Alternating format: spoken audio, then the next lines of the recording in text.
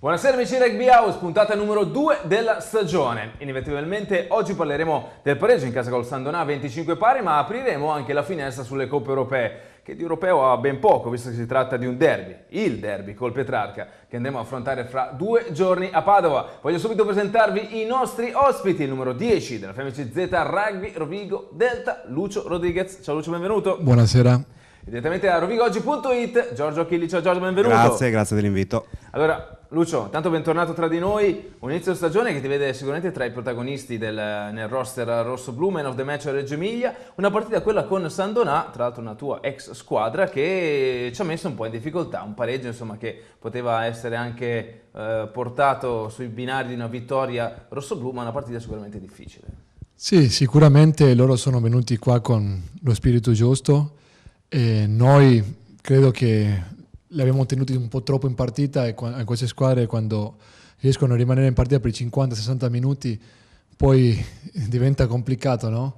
Abbiamo sprecato tanto, abbiamo regalato tanto perché abbiamo regalato 2 mete di intercetto e penso che la chiave è stata lì, perché se in quelle 2 mete facciamo punti noi e non subivamo 14 punti, sicuramente la storia sarebbe andata in un'altra maniera.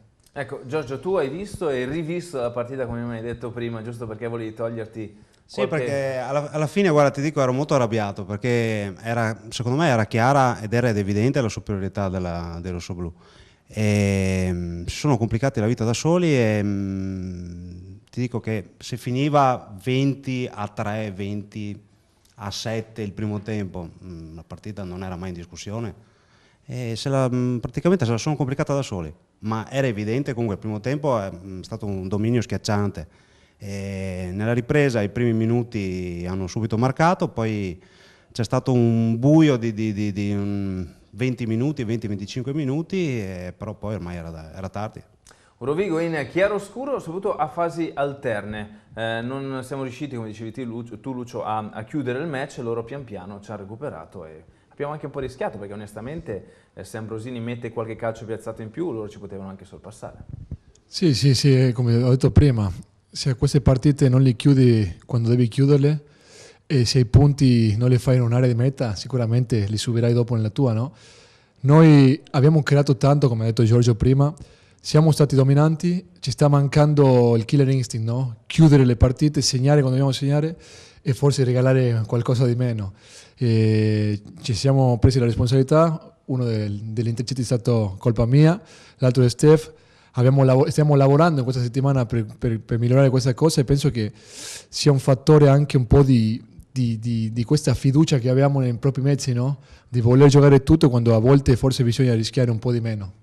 Ma siamo positivi, la squadra c'è, il gioco c'è, dobbiamo imparare a chiudere forse le partite come facciamo forse l'anno scorso.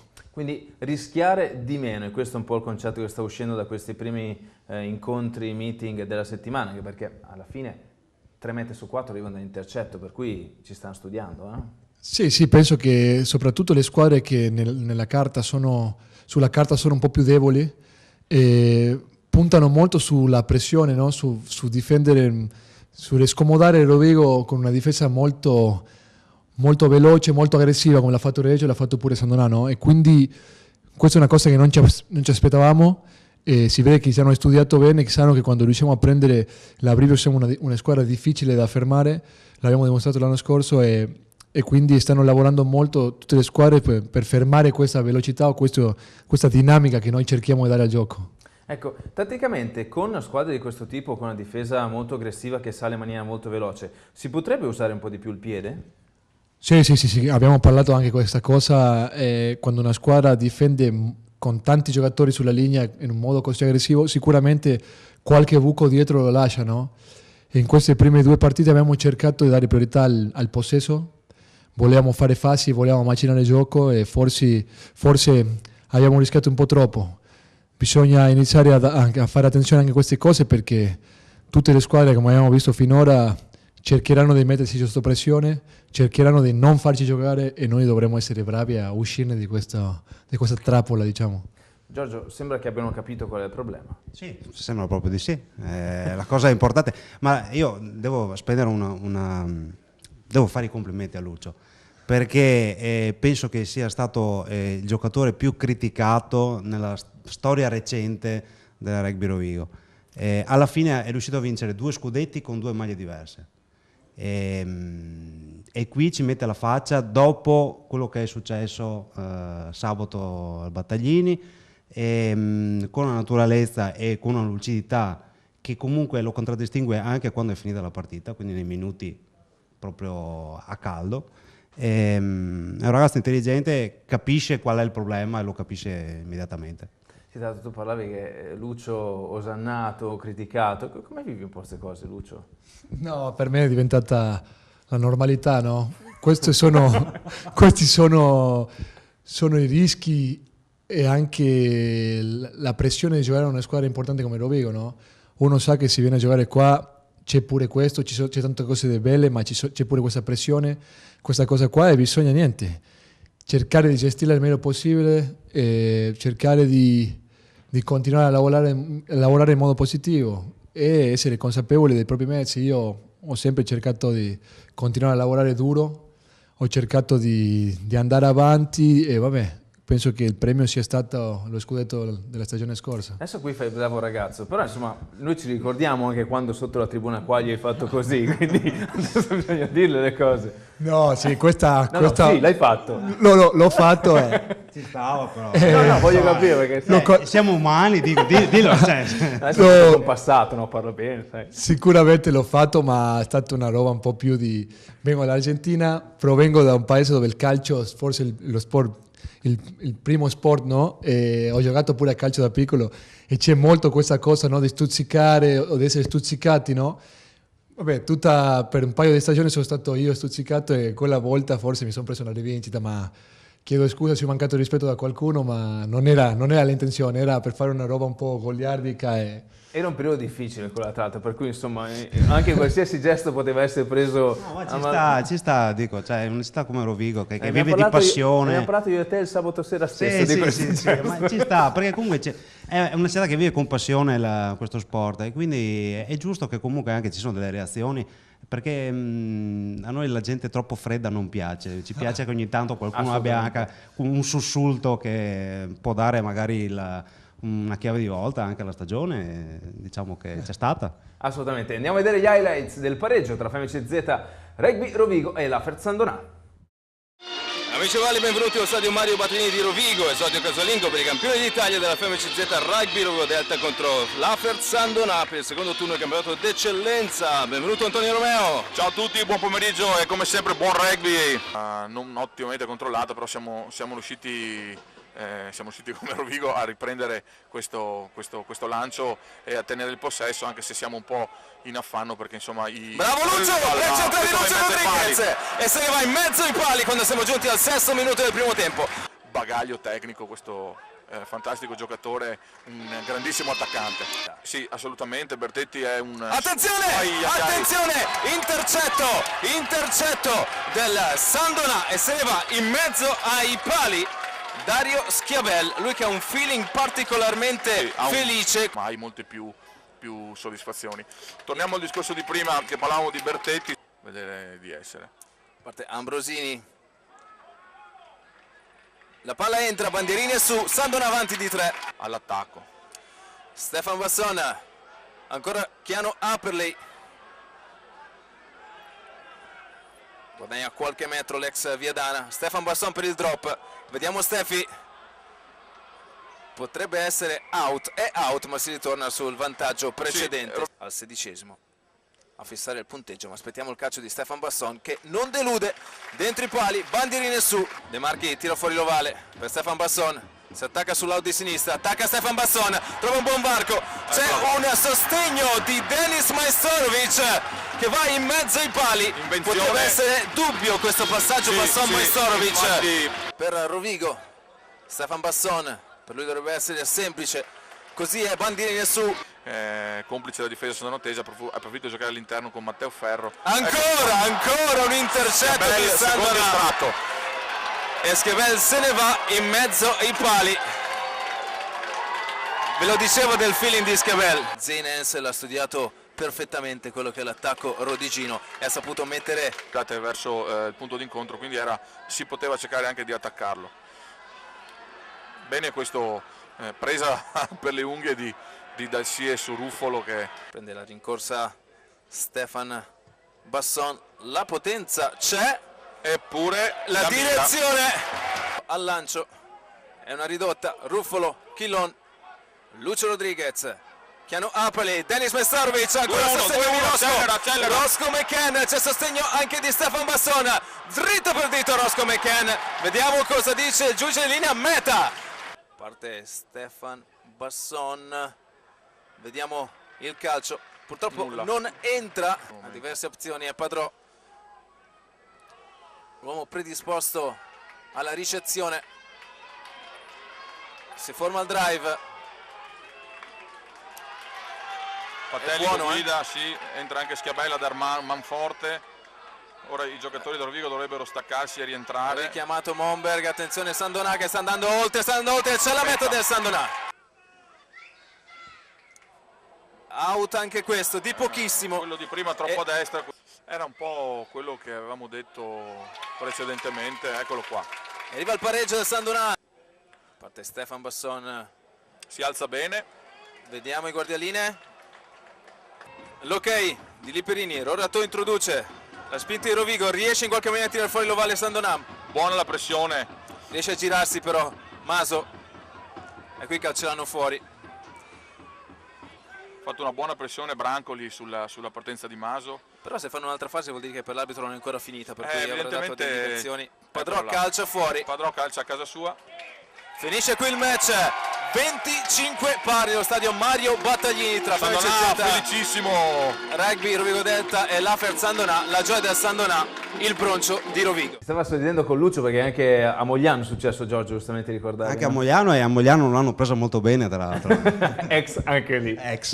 C'è da dire, Lucio, che a parte tutto questo, tu insomma si è parlato dello scudetto l'anno scorso e tu a detta di molti sei stato l'uomo faro, nel senso una vittoria di questo scudetto a detta di tuoi compagni, non solo di tecnici. Non a caso altri allenatori che non sono qui a Rovigo ma sono passati, e parlo al plurale non al singolare, quando devono parlare delle proprie aperture dicono dovete ispirarvi a Lucio Rodriguez che è più forte che c'è, insomma non facciamo nomi ma un po' si può capire. Giorgio, in questo momento c'è una squadra che è work in progress, nel senso ci sono dei cambiamenti, tanti elementi nuovi. Come vedi l'andamento, a prescindere da questa partita col Sandonà?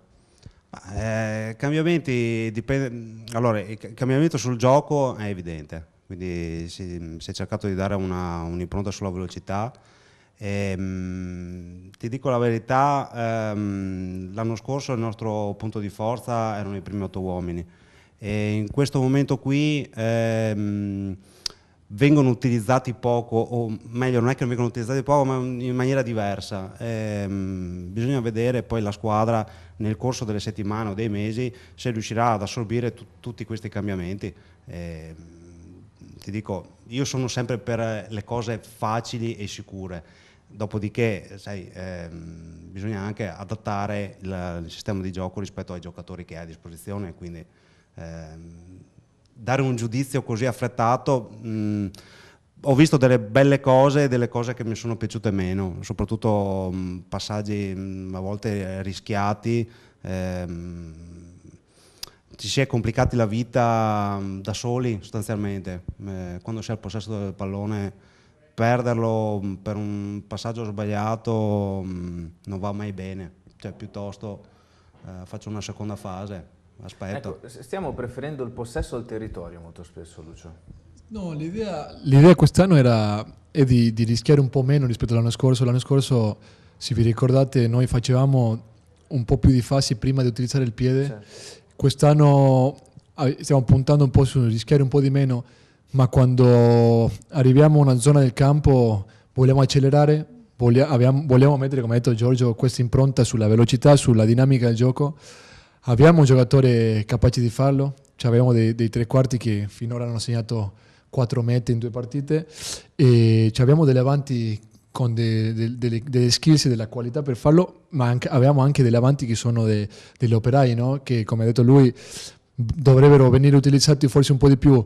Stiamo cercando di adattarci a questa nuova filosofia di gioco, a questo nuovo game plan, e piano piano penso che verrà fuori anche questa cosa qua, no? Approfittare un po' meglio i primi 8 uomini e anche prendere un po' più di confidenza su, come ha detto lui, su certi passaggi, certe cose lì che ancora bisogna sistemare il timing o le linee di corsa, no? È per quello che tante volte rischiamo un intercetto o ci casca la palla, perché ancora c'è qualche automatismo da sistemare, ma ci stiamo lavorando tanto. Ecco, è molto interessante capire qual è il tuo rapporto a livello sportivo, di gioco, con Keanu. Nel senso, c'è questo nuovo sistema più o meno voluto, nel senso che con la mancanza di Van Niekerk, che è ovvio che c'era la possibilità dello slot numero 12 per Keanu Apperley, il sistema doppia apertura.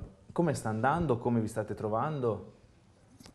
Io mi trovo molto bene. Keanu è un giocatore intelligente, un giocatore che nasce come 10, no? Quindi sa leggere il gioco, ha buone mani, c'ha un buon piede e anche è un giocatore molto coraggioso, no? Un giocatore che non ha problemi, anche se non è fisicamente forse il più grande che abbiamo tra i tre quarti più grosso. È un giocatore che non si risparmia, che va, attacca la linea, tutto. Per me è facile perché avere un giocatore in più fuori che legge e che a volte chiama qualcosa o organizza, forse per un 10 è un pochino più facile, no? Joe forse ci dà quelli metri, no? I primi metri, quella potenza che ha, ma è un giocatore completo. Joe faceva molto bene anche il lavoro che fa Keanu, quindi il secondo playmaker, solo che non si vede tanto perché veniva molto più apprezzato come un portatore palla, no? Ma comunque sì, la intesa con Keanu è molto buona.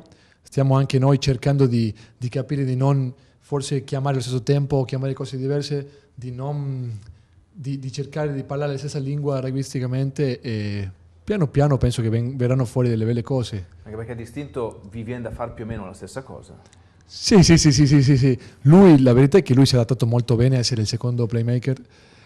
Lascia a me fare il mio lavoro e quando ho bisogno mi aiuta, quindi sì, la pensiamo nello stesso modo, abbiamo un modo molto simile di vedere il rugby e per ora mi sono trovato molto bene. Giorgio, come vedi questa novità? Beh, la novità è interessante, anche perché dà pochi punti di riferimento a quel punto lì, perché nel momento in cui hai due playmaker fai fatica a interpretare cosa sta facendo la squadra avversaria.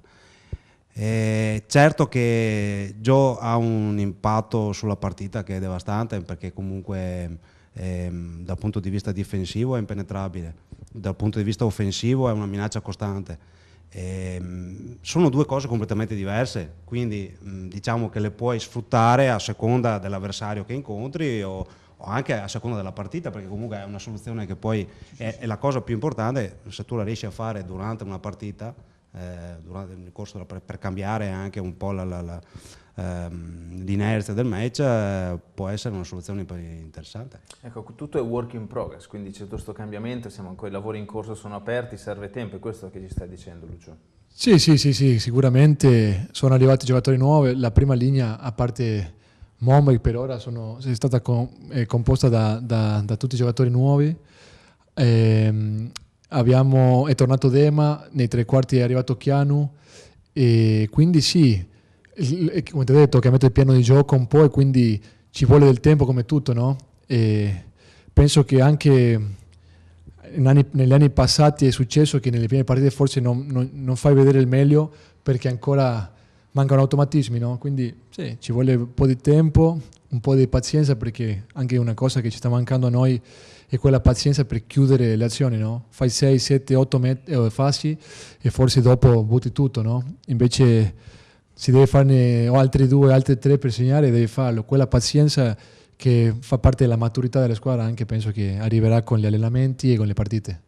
Giorgio, pazienza. Sabato c'è il Petrarca. Parlare di pazienza quando c'è il Petrarca è un po' difficile, nel senso che è una partita sempre, anche se si gioca così al tocco, non è mai una partita normale. A prescindere che poi bisogna valutare se la Coppa fa parte degli obiettivi o non obiettivi, sicuramente il Petrarca vuole far bene, noi non possiamo andare là a fare una passeggiata, un allenamento, quindi sarà una partita vera come in campionato. Petrarca si è rinforzato molto, ha una rosa competitiva, però sai, i derby non sono mai una partita normale, quindi i valori spesso non sono mai rispecchiati o comunque sono sempre partite molto tirate fino all'ultimo. Ricordiamo un 39-0 se non ricordo qui in casa, ma sono cose rare nella storia rossoblù, quindi insomma, i derby sono sempre delle partite molto tirate. Tra l'altro poi è un calendario molto bizzarro perché metti di fronte in un mese 2 volte Rovigo contro Petrarca e 2 volte con Calvisano, perché insomma una sorta di crash test subito per capire. Allora è una follia, è un ottobre allucinante, nel senso che solo non lo so, stavi sprecando qualche aggettivo. Solo un pazzo poteva fare, è una cosa incredibile. Comunque per carità è giusto, così almeno sai dove devi lavorare, nel senso che comunque se inizi a perdere qualche punto, qualche partita, a quel punto lì puoi iniziare a porti le domande giuste per andare più avanti, visto che comunque il mese, quello buono, diciamo, è aprile e maggio, insomma, sono quelli lì i mesi buoni per il campionato. Assolutamente, quindi, meglio prima se che a ottobre poi, hai no? dei problemi, meglio averli a ottobre che a maggio, insomma. su questo non ci piove. Come sempre diamo la possibilità ai tifosi di fare domande ai nostri protagonisti e oggi è il momento di Lucio. La prima per Lucio è di Marco, che dice: ti sei reso conto di essere diventato uno degli idoli dei tifosi e che effetto ti fa? No, non so se è un idolo, ma comunque sì, ho sentito molto di più l'affetto dei tifosi dopo la finale, no? In tutto questo periodo. E niente, l'effetto che mi fa è un piacere enorme, no? Sentirsi voluto bene da una tifoseria come quella di Rovigo, che non è una tifoseria facile, è molto bello. Ecco, tra l'altro Lucio, prima di passare alle altre domande, sei venuto qua per 2 anni, poi hai detto no, vado in Argentina, ho problemi di lavoro e poi sei tornato, no, basta, devo tornare a casa, ho già i miei progetti là e poi resti ancora. Giorgio, per essere cattivi, è un modo per aver più soldi o veramente quando è ora ci ripensi? No, si è affezionato, secondo me si trova bene, gli piace, insomma, ha vinto lo scudetto, perché andare via proprio adesso? Confermi Lucio quello che hai detto? Sì, ha ragione, veramente, anche se sono stati dei periodi meno felici, mi sono divertito molto qua e uno inizia a affezionarsi e non sarà facile il giorno che dovrò lasciare questa città e questa squadra. Ecco, perché proprio d'estate arriva sempre il dubbio, poi dici no Lucio basta, perché si va alla ricerca e poi resta, ma con nostra felicità. Tra l'altro a proposito di mercato, Marco scrive, o meglio Matteo scrive, Frati ti voleva Viadana e a quanto pare eri interessato alla proposta di Mantovani, cosa ti ha portato a restare qui in rossoblù? Come ho detto prima uno... Tanto è vero questo interesse che c'era? Sì, c'è stato un contatto, niente di preciso, ma sì, ho sentito la gente di Viadana, ma come ho detto prima, uno si affeziona, no, a questa città e mi trovo bene, mi piace giocare con tutta questa gente, mi piace questo stadio, mi trovo bene nella città e quindi ho sempre pensato che se mi dovevo spostare dentro d'Italia non avrei mai voluto farlo, non avrei mai voluto andare via da Rovigo, no? Se c'era un'opportunità fuori l'Italia, forse in Francia, in Italia sì, ma per cambiare squadra in Italia no, non ci ho mai pensato. Ma cos'è che ti piace veramente di Rovigo? Quella roba che dici no, io non posso star senza. Non so, mi piace molto il gruppo che si è creato qua, il gruppo che si è creato, la tranquillità della città, perché non essendo una città molto grande si vive molto tranquilli e poi c'è tutto vicino e riesci a condividere forse di più con i tuoi amici o i tuoi compagni, no? E poi trovi tutto il mondo in giro, quindi anche questo secondo me è una cosa carina. No, volevo giocare con lo scudetto attaccato, perché col Mogliano non ha avuto la stessa soddisfazione, È vero, quindi è vero. giustamente Anche questo è vero. Cioè, avevo voglia e se l'è meritato, giustamente la vuole portare, insomma. Giusto così. Poi Evandro dice, con l'inserimento dei nuovi arrivi cos'è cambiato nel sistema di gioco rispetto all'anno scorso, ma in parte comunque abbiamo già risposto. Giorgio, sabato poi tu eri arrabbiato anche per altre cose. Sì, no, poi adesso mi hanno detto che la questione è stata risolta. Per cui, bene. Ma sì, è successo un piccolo, diciamo, Misunderstanding? chiamiamolo così, comunque Dai. praticamente c'era il divieto ai giornalisti di andare negli spogliatoi dopo 45 anni che questa cosa accadeva e francamente insomma, l'ho trovata una decisione non proprio simpatica, perlomeno al limite la comunichi un po' prima e non 5 minuti prima della Comunque fine è della stata partita. risolta. È stata risolta in queste ore, sì, comunque insomma, ci siamo chiariti e la situazione è rientrata. Ecco. No, perché Giorgio è sempre buono, ma poi alla fine è uno che, voglio dire, quando è ora, non tanto la penna, ma il computer, la tastiera la dà giù, la dà giù. C'è qualche sorpresa, secondo te, in queste prime giornate di campionato? Sandonà te l'aspettavi così? Credo, sorpresa no, forse mi ha sorpreso il Petrarca, no? Il Petrarca che sì, una squadra si può rinforzare, ma poi lo deve dimostrare in campo, no? Loro con un gioco molto clinico, diciamo, no? Stanno facendo la differenza finora e hanno vinto tutte le partite, anche comprese le amichevoli, penso che siano una signora squadra. Poi Reggio mi ha sorpreso, non mi aspettavo una squadra così preparata fisicamente e così aggressiva. Sull'aggressività te l'hanno fatta sentire anche. Sull'aggressività sì, me l'ha fatto sentire, sì, è stata una partita dal punto di vista fisico molto, molto impegnativa. Certo, a proposito di sorprese, un po' di risultati che non rispettano le aspettative, parliamo di Championship. L'Argentina ne esce un po' più, come posso dire, un po' più smorzata negli entusiasmi rispetto alle passate edizioni. Come si respira questa esperienza?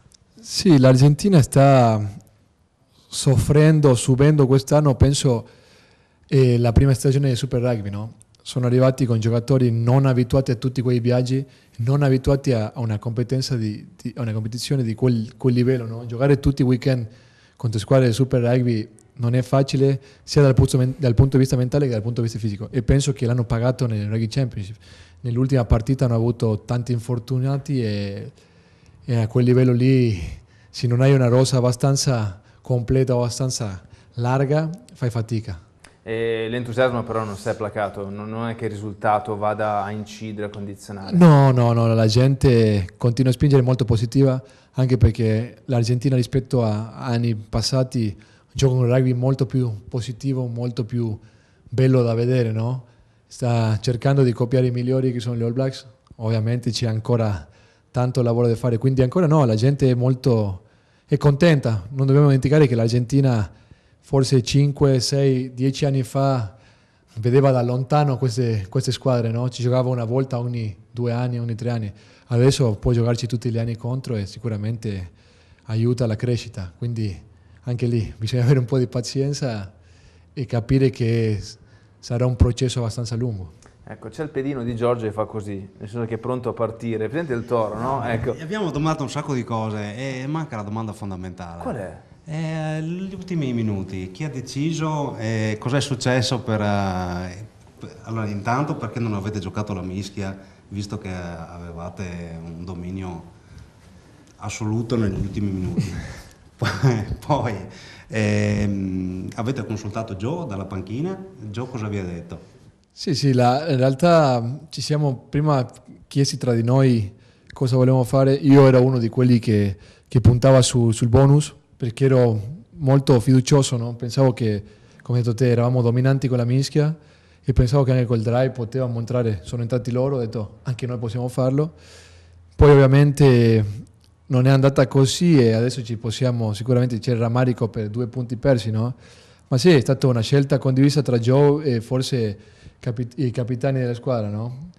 Sicuramente alcuni dei giocatori voleva piazzare, che era forse la scelta più logica, diciamo. Perché non avete chiesto la mischia?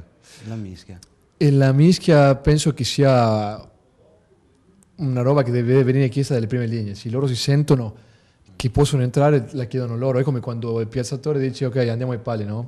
Ci è capitato sabato che Stefano ha chiesto pali mancando 5 minuti forse. Quando lui ti dice che la vuole calciare, devi darle quella palla e devi farlo calciare. In questo caso penso che sia successo la stessa cosa con la mischia.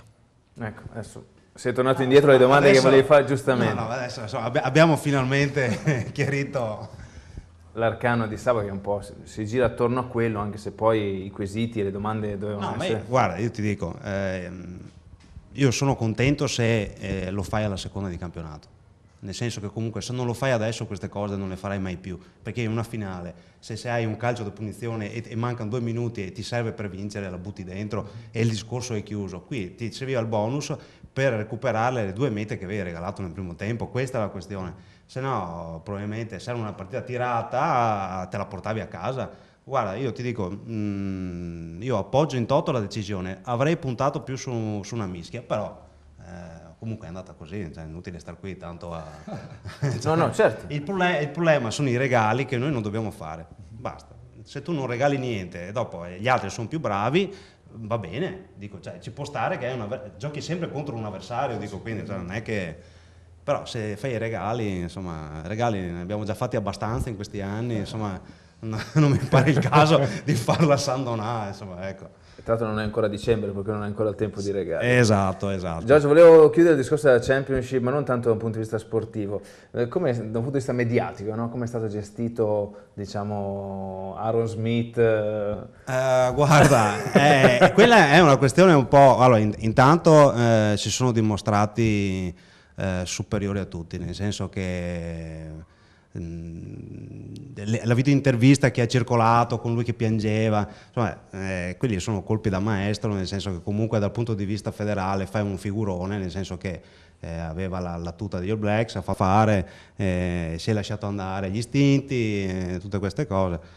Ti dico la verità, loro ci hanno fatto un figurone, lui mica tanto, però ne hanno talmente tanti i giocatori che si possono permettere anche di lasciarne a casa 7-8, dico. Dici? Sì. Anche se lui è veramente bravo. No, lui è veramente bravo, però ne hanno talmente tanti, per cui cioè, non hanno di questi problemi. Hanno fatto il figurone, sono andati là, gli hanno dato non so quanti punti in giro per il mondo, cioè, qual è il problema? Anche lì gli All Blacks insegnano. Lì insegnano che delle volte è meglio dire prima che succeda lo scandalo, perché poi alla fine sarebbe venuto fuori uno scandalo, hanno fatto la loro bella figura, hanno detto guarda questo qui ha fatto questo, lo lasciamo a casa, mi dispiace per lui, cioè, umanamente mi dispiace perché comunque insomma, non è che ha picchiato della gente, non è che ha fatto una rapina a mano armata, insomma ha avuto un attimo di debolezza, ecco via. Probabilmente aveva la maglia sbagliata e il posto sbagliato. Sì, il posto era molto sbagliato, ecco, più della maglia secondo me il posto era sbagliato, comunque vabbè, pazienza. Anche lì dovremmo trovare ispirazione pure noi, no? Abbastanza, sì. Ecco, non voi in aeroporto, però che sia chiaro. E su questa finiamo la puntata di Rugby House di questa settimana. Fra 2 giorni sfida per la Qualifying Cup col Petrarca a Padova. Ovviamente se avete nulla da fare venite, se avete qualcosa da fare posticipate, venite a supportare il rossoblu. Dopodiché insomma ritorneremo insieme la settimana prossima, sempre con Rugby House il giovedì e la partita il martedì alle 21 sempre su TV7 News. Grazie Lucio. Grazie a voi dell'invito, buona serata. Giorgio, un Grazie, piacere. è sempre un piacere. Piacere nostro. Buonanotte.